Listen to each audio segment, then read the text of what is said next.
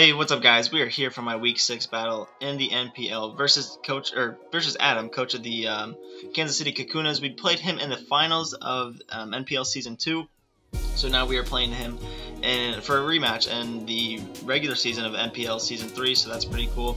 Adam's a good battler, honestly. He knows what he's doing. He drafted a pretty cool team this year, honestly. It involves a lot of like Volt Turn Core, along with Party Shot, Alolan Persian. So it's all about momentum with this team, and me trying to break that core down is going to be pretty difficult, honestly. There's a lot of things he can do with this team, potentially, and I just have to be ready for anything almost. So looking at his team, I'll tell you what he drafted. He has Jirachi with the Z move, Togekiss, Xurkitree, Mega-Beedrill, Entei, Kyurem, Blastoise, Gligar, Alolan Persian, Beware, and Lilligant. So honestly, his team, like I said, super Volt Turn, like heavy, like he can turn with Jirachi, turn with Beedrill, obviously, and Gligar, and he has the option to Parting Shot with the Alolan Persian, and then he's got that Volt Switch initiative with the Xurkitree. So like I said, his team is very, very Volt Turn. I guess that's what it's based around. That's what I think, at least. And he's got a couple of heavy hitters on his team too, like Kyurem and Entei are two tremendous wall breakers that I really got to watch out for. Luckily, I do have a Heatran though, so it pretty much walls the Entei, other than the fact that it gets bulldozed, so I got to look out for that. It's a ground type move. I think it's about 60 base power, if you guys do not know. Kyurem is another big threat to my team because I don't have too many ice type switch-ins. As you can see, I don't want to put too much pressure on the Heatran, so I gotta come up with a way to wall that, which I will get into later. But yeah, looking at his team, he doesn't really have too many rock setters. I believe the Gligar and the Jirachi are the only two that set. Those are the only two that set up rocks. If he wants to bring Toxic Spikes, Mega-Beedrill, which is, I don't think he would, honestly. That's another form of hazard he could potentially bring. And looking at his potential hazard removal, he's got excuse me, Defog Togekiss. He could run Defog Mega-Beedrill, and obviously Defog Gligar and Rapid Spin Blastoise. So not too many, I guess, dedicated like hazard removal. He has brought the Blastoise all 5 weeks, so I'm very much considering that coming. And I don't believe he would bring Defog, Gligar, or Beedrill. So it's pretty much down to the Blastoise and the Togekiss. So I have that pretty much, I guess, locked in my mind to potentially win. So I guess I'll just get right into the team building portion of the video. So anyway, looking at his team, I already mentioned it to you guys, but look at his Heatran switch-in. I know obviously he has a Blastoise, but other than that, like, there's really not too much that just wants to take on a Heatran, honestly. Heatran is pretty much so unique, and I don't think he drafted very well versus the Heatran. Obviously, you're not going to draft a team around a Heatran, but looking at his team, it just does not like fare well versus the Heatran. If you look at Jirachi, obviously that thing's not going to want to stand and try to Iron Head me. I resist both of his stabs. I actually quad resist his main stab, so that's fantastic. Jirachi's only form of a ground type move is going to be Hidden Power Ground, so that's awesome too. I guess he could potentially run his Z Happy Hour and then maybe do a little bit more damage with his special attacking moves like Thunderbolt. But other than that, I guess he could run Drain Punch too. It's just really not going to be doing too much to the Heatran, while my Lava Plume is going to be doing a lot of damage, and giving me that 30% chance to burn is also fantastic. So Heatran automatically beating his first round pick. Now look at his next pick, Togekiss. Obviously I'm Steel type, I beat the Togekiss. His main coverage move that he could run versus me is Aurora Sphere. Aurora Sphere is doing about 40% if he's uninvested. So Heatran yet again is beating that thing 1v1. I'm running max special attack Modest to be able to deal with the Togekiss. I'll get into it in a little bit. But the Flash Cannon is a general about, I don't know, it does about 60% if he's the max HP variant, I believe, with a little bit of SpDef. I believe if he's like max, it's doing about 50%. If he's max specially defensive, that is, and so that's pretty good, honestly, without running an item that's boosting my attack. So next thing is Xurkitree. Obviously Xurkitree can hit me pretty hard, like if he's running like Specs T-Bolt or Modest T-Bolt, it's still going to be doing a very good amount of damage, but it's nothing that the Heatran can't take one hit of and dish back some more damage, or it's not like the Xurkitree wants to switch in on the Heatran. So yet again, the Heatran wins. This certain set I'm bringing, it will beat the Mega-Beedrill 1v1, I guess, in a good way to put it. I can set up my Stealth Rocks. Nothing on his team really appreciates Stealth Rocks, at least the main forms of things that he's going to bring. Beedrill, Entei, Togekiss, Kyurem. Those are pretty much the 4 that I'm pretty worried about. So I got to set up my Stealth Rocks, and they'll be taking 25% upon switching, so that's fantastic. But yeah, so obviously I'm immune to one of Beedrill stabs, and I think I quad resist bug. Yeah, I'm pretty sure I quad resist bug. So that's pretty nice, honestly. U-turn isn't going to be doing too much, however, Beedrill does get the move Drill Run, so I have to watch out for that. Obviously, I beat Entei, Flash Fire, I resist Extreme Speed, the Stone Edge isn't going to be doing anything. If he wants to bring Iron Head, I quad resist that. And then his only really coverage option move to hit me is the Bulldoze, so it's honestly looking so good for Heatran. There's so many different things I could do with the Heatran in this game. Another example, the Kyurem. Quad resist, Ice Beam, resist Draco Meteor. The only move he has to potentially hit me is the Earth Power. So pretty much the only ground coverage, the only reliable mon he has to switch into this Heatran is the Blastoise, because of the Gligar. Really doesn't want to take special hits from the Heatran, potentially get burned by my Lava Plume. Persian is so frail on the specially defensive side without that Fur Coat boost, and Beware has the ability Fluffy, which makes it super effective, or makes fire type moves super effective versus it, and obviously it doesn't want to take a Lava Plume. And Lilligant is a grass type, and it pretty much only has grass type moves as coverage, so I'm pretty safe there too. So this Heatran is the main standpoint of the team. It is probably my most important Pokemon to bring this week, so I'll get into the Heatran. We are bringing Hot Tranny, our Heatran, with the Air Balloon and the ability Flash Fire, with Lava Plume, Flash Cannon, Earth Power, and Stealth Rocks. With 52 HP, 4 defense, 252 special attack, 4 special defense, and 196 speed, with a modest nature. Now the modest nature is just to boost our special attack hits, just to be more powerful. I don't want things switching in for free. That's pretty much the main reason for the added power. I didn't really need too much HP investment. This thing, I guess it's just natural. Its natural bulk and its typing alone is enough that I pretty much didn't really feel like I needed anything extra. The 196 speed investment is to outspeed pretty much everything if it's uninvested. I believe I outspeed uninvested Jirachi. I believe I definitely outspeed uninvested Togekiss. I don't think I will be outrunning the Circuitry. I will if he's uninvested, but I don't think he would ever run that.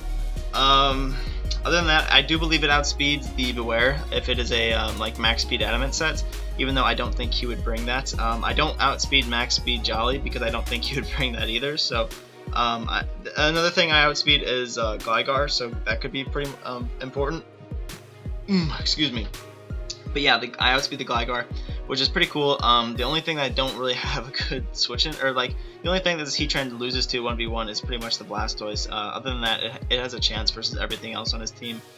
Being quite honest with the Air Balloon, so that's pretty cool. The ability, or the theory behind the Air Balloon in my eyes is so it has to be popped for me to be able to take a ground type move, and I'm guaranteeing you, I guess almost half of his team is going to bring some sort of ground type coverage, like for example, Kyurem, Earth Power, Entei, Bulldoze, Beedrill, Drill Run, Blastoise, Earthquake, Gligar, Earthquake. So it's pretty much there, so I'm gonna force him to hit me. Like, it's very, very good for the Entei, especially if I know he is Choice. So say he's Choice Banded, I can switch out into Starmie, scout it, and then I can switch right back into this thing because I know he's gonna be locked into a Fire type move, and that would be pretty good in my situation. And if he's not even Choice, say it's just Heatran and Entei 1v1, last 2 Pokemon remaining, he is forced to break my Air Balloon before he can do anything with the Bulldoze. And I believe if he is not banded, Bulldoze will not be killing me if I'm at a very good amount of HP. So that's pretty cool as well, because Bulldoze is only a 60 base power move. It's not very powerful at all, especially because it's non-stab. So that's pretty cool. And my Earth Power is going to be doing a decent amount to him. It's probably going to beat him in 2 moves. So as long as he is not a Sugar Berry set. So that is the theory behind our Heatran. Dual Stab, Earth Power, and Stealth Rocks. Pretty much, it's perfect for his team. I don't really need anything else. I didn't think Bloom Doom was necessary for the Blastoise because I have other checks to Blastoise. So that is the Heatran set we are bringing this week. And the next Pokemon we are bringing that is also essential to the team is Raider, our Crocodile, with the Choice Scarf and the ability Intimidate. The moves Earthquake, Knockoff, Pursuit, and Stone Edge. with 36 HP, 252 attack, and 220 speed with the Jolly Nature. So this Jolly Nature, I believe, outspeeds, I want to say Scarf, I really want to say like Scarf Togekiss, or, no, that's not it. I know it outspeeds Beedrill for sure. I believe it might be Adamant Entei? Adamant Scarf Entei? I don't know. It's for something Scarfed. I can't remember necessarily what it was. But yeah, so anyway, this is a pretty important Pokemon this week. Intimidate is very nice to be dropping the attacks of something like Jirachi. The Entei, I would never really switch into a Beedrill with this thing, so I can't really do that, or I can't really say it's for the Beedrill. I guess it's decent for Beware, but I don't see myself switching into that thing either, so it's pretty much just there to drop the attack on the Entei and the Jirachi, and it's also a very, very perfect disguise for Choice Scarf Crocodile, because usually you see Moxie Crocodile over Intimidate Crocodile as long as it is Choice Scarf, so I'm hoping this Intimidate kind of disguises my sets. I don't want him to see no Intimidate. So my theory is Moxie is pretty good versus a team, but I don't want to switch in a Crocodile and him see no Intimidate, and he's like, oh, this is Moxie, so obviously it's Choice Scarf or Choice Bandit. So I really, really didn't want that, and obviously, or honestly, I didn't even need the boost with the Choice Band or anything, or the Moxie boost. Once I killed Togekiss or Gligar, his two flying types, because he has no Levitate user, I pretty much just clean up with this thing. He does not have good Crocodile answers at all. Like I said, if Togekiss goes down, the thing is, I guess, a pretty good check to it. But other than that, he doesn't really have anything. So that's really nice. I could also Pursuit Trap two things, being his Beedrill and his Jirachi. Pursuit is going to be very important this match, at least I think. That's what I was really planning for, because like I said, his team is based off of that Volt Turn core, and I want to Pursuit Trap him, and I want him to think that he's going to be getting momentum, but I want to at least stop his momentum. I want him to take, at least be punished for trying to keep switching out on me. So that's my theory with these Crocodile, or with this specific Crocodile set. Obviously, Earthquake knockoff is perfect stab versus his team. It's just perfect stab in general.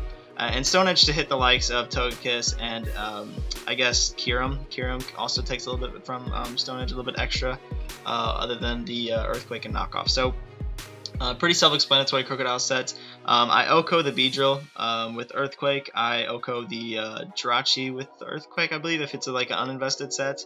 I think I OHKO the Entei too. I'm pretty sure I OHKO the Entei as long as he's not invested either, even though Entei is pretty naturally bulky. Excuse me. But yeah, so that's about it for the Crocodile, honestly. It doesn't really do too much other than a late game clean. And obviously, Pursuit Trapping and knocking items off, so it's going to be pretty important. The next Pokemon we're bringing that's also pretty important is Reaperette, our Mismagius, with the Expert Belt and the ability Levitate, with the moves Shadow Ball, Thunderbolt, Dazzling Gleam, and Thunder Wave, with 36 HP investment, 252 special attack, and 220 speed investment with the Timid Nature. So the reasoning I'm bringing Mismagius versus his team is because I wanted a Spin Blocker. Obviously, it's a Ghost type, so it is a Spin Blocker on the Blastoise. It's also a pretty decent Blastoise check. Like, Blastoise really can't do too much to me. It does get Dark Pulse, but I have 105 base special defense, so I'm not too worried about it. Thunderbolt is always a 2-hit KO on the Blastoise. Well, not always, unless he's like an Assault Vest sets or like a very, very specially defensive set. But this Expert Belt allows me to do a lot of damage with the Thunderbolt. Usually you see about max HP, at least in a little bit of SPDF investment, which I will be 2-hit KOing every single time if that is indeed the case. I 2-hit KO Kyurem with Dazzling Gleam, which is pretty nice. Obviously Shadow Ball is pretty nice for Jirachi. I 2-hit KO that thing as long as he's not Assault Vest or anything like that. 2-hit KO the Togekiss, same thing, as long as he's not very specially defensive. That's about it for the coverage moves. Oh yeah, Dazzling Gleam also OHKOs the Alolan Persian. That's another big thing. 2-hit KOs the most Beware sets too. So it's very important to have Dazzling Gleam on there. So I could have had Psychic, but Dazzling Gleam hits the Kyurem and the Alolan Persian much better. So that's awesome. T-Wave is I just wanted to spread status. Obviously, T-Wave is such a spammable move. He doesn't really have too many good Thunder Wave switch-ins. I guess he could bring Gligar, but I don't think he will. Other than that, he has Xurkitree, and I don't think he would want to like just switch his Xurkitree into Mismagius, because obviously Thunder Wave isn't just something you throw on every Mismagius set, so he wouldn't be expecting it, at least as much as he would be expecting something like a Shadow Ball. So that's my thought process behind this Magius. I was almost going to run Culverberry, but I really didn't think it was worth it. If you guys didn't know, Mismagius is very frail on the physically defensive side, and a U-turn from Beedrill is doing about like 60 to 70%, and that is resisted. So there really wasn't or I believe Knockoff was doing like 80 to 90 with the Culverberry. So there was real no point to run the Culverberry, so I just said whatever, and threw an Expert Belt on instead, just to do a bit more damage. Another good thing the Mismagius is for is the extreme speed on the Entei. Obviously I'm immune to the extreme speed, so if he wants to try to lock himself into extreme speed to sweep late game, I guess, I can just go into my Mismagius and be immune to him. That is if he is choiced, and if he is not choiced, I outspeed him, because I outspeed everything over 100 base speed. Well, under 100 base speed. Like the Jirachi, the Entei, and the Kyurem. So that's pretty cool. The next Pokemon we were bringing is Starmie, or Patrick Army, our Rapid Spin user, with the leftovers, the ability Natural Cure, the moves Scald, Psychic, Rapid Spin, and Recover, with 252 HP investment, 116 special attack, and 140 speed with the Timid Nature. This is pretty much utility Starmie. I didn't bring any like status on it because I didn't really want it. I wanted 2 attacks, Spin and Recover, because I wanted this thing to be a scout. I wanted this Starmie to at least have a little bit of offensive pressure with the likes of Scald and Psychic, because it's just decent coverage versus his team. And I didn't want to choose one move and be walled by Blastoise, and choose one move and be walled by Alolan Persian and Jirachi. So I had 2. Spreading burns with Scald is going to be pretty nice if I can potentially spam that. Something like, say the Blastoise is gone, I can spam Scald pretty freely. Excuse me. But yeah, and then Recover is really nice for the Entei, because at least this specific set versus a Choice Banded Entei, I believe Sacred Fire is doing like 40 to 49%, so I will always live 2, unless he crits, or yeah, even if he burns me, I should still live after Leftovers Recovery, so that's pretty nice. I have the ability Natural Cure, so that's pretty cool for me too. Entei is not really going to be wanting to stay in on a Starmie. My Starmie does about 69 to 80% with the Scald. That is if he is uninvested Entei. So that's kind of cool.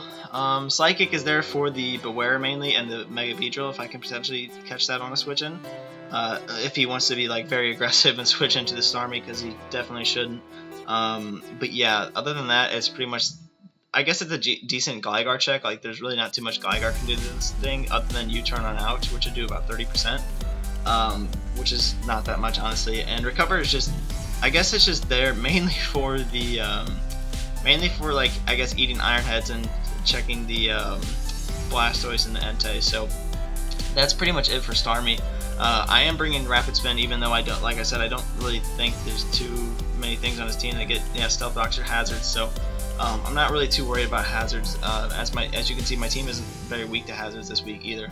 Only the Mega-Aerodactyl is weak to the Stealth Rocks. So that's the Starmie set we were bringing. Next Pokemon we're bringing is Jossum, our Aerodactyl, with the Aerodactyl Light. Well, the ability Strong Draw after Mega Evolution, but the moves Stone Edge, Aerial Ace, Pursuit, and Roost, with 252 HP, 252 attack, and 4 defense, with an Adamant Nature. Now you guys are probably saying, well, why in the hell is he not running any speed investment? Like, he's got a Mega-Beedrill to face and a couple other things. Well, I'm going to tell you, after Mega Evolution, I outspeed his entire team other than the Alolan Persian, and yeah, I think it's just the Alolan Persian and the Mega-Beedrill, which I don't necessarily think are too big of threats to my team. I don't even think he'll bring the Alolan Persian, so I'm not prepping for it too much. But yeah, Stone Edge, Aerial Ace is very nice coverage versus his team. I'm still max attack adamant, so I am doing quite a bit of damage. This particular set is to be, like, it's really here just to check the Beedrill. Beedrill's U-turn, this is from Adamant Beedrill, because he doesn't really have any need to run Jolly Beedrill. Because I will outspeed him anyway if I chose to run a Jolly set, or an Adamant set myself and he be Adamant, so there really isn't really any reason for him to run Jolly Mega-Beedrill. So I'm anticipating Adamant, and I think he would definitely bring Adamant. But yeah, like I said, Stone Edge is great versus things like Togekiss, Mega-Beedrill, Entei, Kyurem. Pretty much just very hard hitting stab. Really, there's not too many things that can take Stone Edge on his team, and if they can take a Stone Edge for some, or like example, the Beware can, I can hit it with an Aerial Ace pretty hard.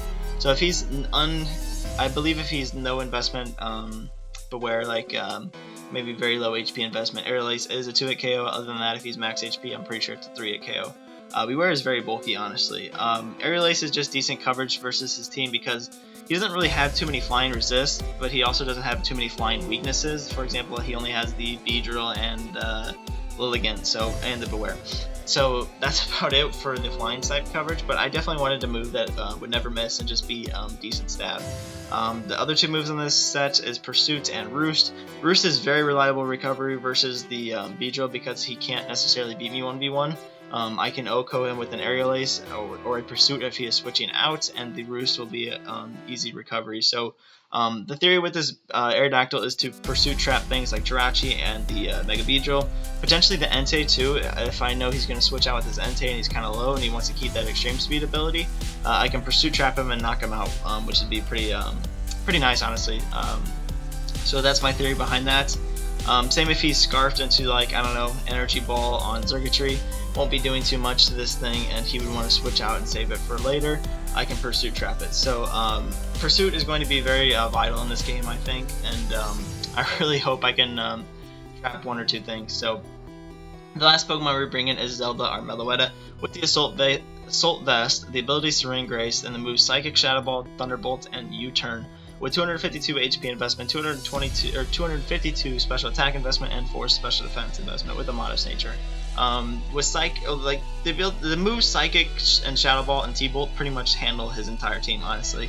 The only thing that can potentially eat, I wouldn't even say eat, the only thing that could potentially kind of check me is an Assault Vest Kyurem himself, and an Assault Vest Kyurem can't do anything back to me. I guess that's really about it, honestly. With my modest and max special attack investment, I'm hitting things pretty hard. Jirachi can't really take the Shadow Balls. With the Serene Grace ability, I can drop his special defense. I have a 40% chance to drop his special defense. I can eat. This is pretty much just there for the Circuitry and the Kyurem. It's a special defensive sponge. This thing eats hits for days. A Specs Kyurem does about 45 to 52 with Draco Meteor to this thing. So just think about it. Kyurem is so strong, and I'm just HP invested. I'm barely special defensive invested. This Assault Vest just allows me to sponge up those special defensive or special attacking hits.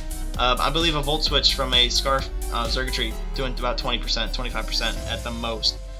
Which is just awesome, guys. This thing is just so fun to use, honestly. I like the U-turn. It gives me slow initiative versus things like the Circuitry, versus things like the Kyurem. So I know if he's going to switch out, like say he notices I'm Assault Vest and he wants to switch out into his Beedrill, I can U-turn on that, but I don't think he would ever make that play either. But yeah, say he wants to U-turn out into, I don't know, Blastoise or anything, so I can just get slow initiative, which is great. So that is the team we are bringing versus Adam, coach of the Kansas City Kakunas. Hopefully we can bring back a win in week 6. So let's go over to the battle. Alright, we see he brings Mega-Beedrill, Alolan Persian, Blastoise, Togekiss, Entei, and Circuitry. So pretty much what we expected, other than the fact that he did bring the Alolan Persian and did not bring Jirachi. I was pretty much anticipating the Jirachi all the way. I was really surprised when I didn't see it. And I didn't really think he would bring the Alolan Persian. Another thing he could have potentially brought is the Beware, even Gligar, but I'm pretty happy what I see on my screen, at least. I'm not really too threatened by anything other than the Mega-Beedrill mainly, and I guess the Entei as well. So looking at this, I guess start, I think my lead was okay. So like I said, he only has one flying type, and if you look at his team, he has 3 things that just straight up die to a Scarf EQ from Crocodile. So half of his team already just loses to Crocodile. So if I can get rid of the Togekiss and I can whittle down the Alolan Persian and the Blastoise, I can win. It's definitely the biggest win con on my team. I thought it was going to be Heatran, but it's definitely Crocodile from what we see here. So that's pretty cool to note. And with that knowledge that I know, I'm going to lead with the Crocodile. Let him believe that I am a bit of a bulkier set with rocks, and get that Intimidate off. Obviously I can't switch in on a Blastoise, so I'm going to go hard into my Mega-Aerodactyl because I can pretty much do whatever I want with this thing. Scald is doing 12% because I'm Assault Vest. He doesn't really have too many good Thunderbolt switch-ins, so I'm just going to go ahead and go for the Thunderbolts, honestly. Doing 43%, I can still potentially beat this thing 1v1. There's really nothing it can do to me. I didn't want to get T-Wave, but I know he's going to probably just spam Roost. So I go for the T-Wave again as he's just going to spam Roost. He does not win this battle 1v1. I will either get a Para first or I will get a crit, and I will be winning that battle. So he goes into this thing. T-Bolt's resisted does 26. That's pretty nice. I believe I click U-turn on his play thinking he's just going to Volt Switch on out of here, as he does 21%. So we are eating up those hits for sure. He should know by now that we are almost Assault Vest.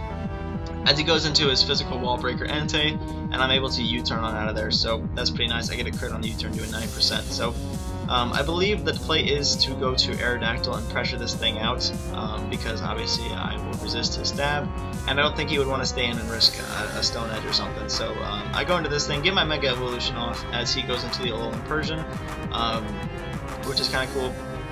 Go ahead and just go for the Stone Edge, doing only 30%, so he is about max with the ability Fur Coat, so it's just going to eat these hits for days. I know he doesn't have reliable recovery, and there's really not too much he can do to me, so I want to whittle this thing down like I mentioned before, and I get it down to about half, which is great. So obviously I'm not staying in on the Blastoise either, so I switch out into my Starmie to kind of scout what he wants to do, as he doubles into his Beedrill, which is a good play because now he'll get U-turn initiative. And this is something that I didn't want to be trapped in, as the Volt Turn core, as he's just going to go straight for the U-turn, doing 33% to confirm the Adamant Mega-Beedrill. I eat it pretty well, honestly, as he just goes back into this thing, and I didn't really want to take Foul Play because I knew that's what he was going to probably bring if he did in fact bring this set. As I go into my Crocodile, Foul Play doing about 26%, which is a decent amount, but I want to get rid of this thing's leftovers as fast as possible, or an item in general, so I just go for the knockoff. This thing, that's its only recovery, so I just got rid of its only form of recovery. So whittling it, or keeping it whittled down, or keeping it low is going to be much easier now. So he just parting shots into his Blastoise, so I go right back into my Starmie. On the Earthquake, not doing anything. I want to keep this thing healthy for the Entei as well. So he just goes hard into his, Togekiss here, and I just go straight for the Psychic, doing 23%. I know he's going to click Recover, or not Recover, Roost here. I'm not sure what his item is. I would really love to know his item, but I do not know it at this point.